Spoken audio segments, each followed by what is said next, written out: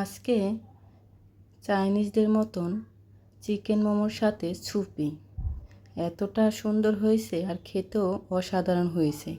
মনে হচ্ছে দোকান থেকে কিনে নিয়ে আসছে। চিকেন মোমো আর স্যুপ একসাথে রান্না করে দেখেন কতটা লোভনীয় হয়েছে। দেখে এখনও জিভে পানি আসতেছে, মনে চাচ্ছে এখন আবার খাই। দেখতে এতটা লোভনীয় হয়েছে, খেতেও দারুণ মজা হয়েছে। আসসালামু আলাইকুম। আজকে চিকেন মোমো সাথে স্যুপ রান্না করব চাইনিজদের মতন। তো কড়াই বসাই দিয়েছি, কড়াইয়ের মধ্যে সামান্য পরিমাণে তেল আর 3 কোয়া রসুন ঝুরি করে কেটে দিয়েছি, একটু বাদামি কালার করে। এখন আমি পানি দিয়ে দেব। এখানে হাফ কেজি পানি দিয়েছি। স্যুপ দিয়ে চিকেন মোমো রান্না। এখন দিয়ে দিচ্ছি স্যুপ। একটা প্যাকেট ছিল, সেই প্যাকেটটা কেটে তারপর স্যুপটা দিয়ে দিলাম, ভালো করে মিশিয়ে দেব।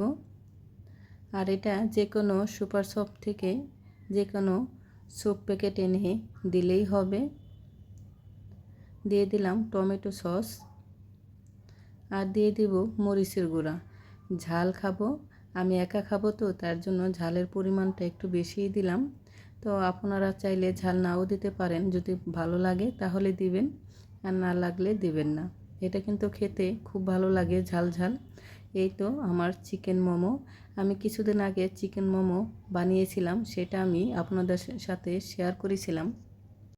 কিভাবে চিকেন মোমো বানিয়েছিলাম রেসিপিটা কিন্তু আমার দেওয়া আছে, দেখতে চাইলে আপনারা অবশ্যই দেখে আসতে পারেন আমার ভিডিও।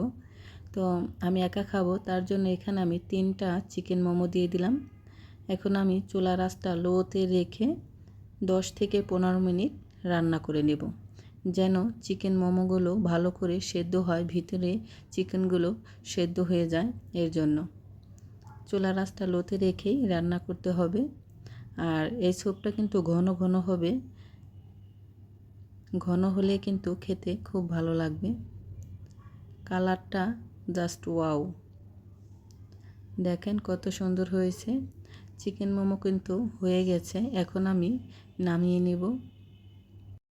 আমি একটা স্যুপ বাটিতে নিয়ে নিলাম। দেখেন কতটা লোভনীয় হয়েছে।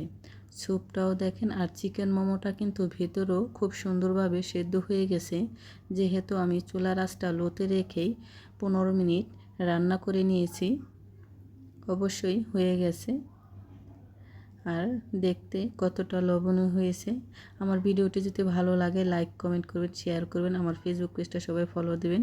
আর ইউটিউব চ্যানেলটা যারা দেখতেছেন প্লিজ আমার ইউটিউব চ্যানেলটা সবাই সাবস্ক্রাইব করবেন। সবাই ভালো থাকবেন, সুস্থ থাকবেন। দেখা হবে নতুন আর একটা ভিডিওতে। আল্লাহ হাফেজ।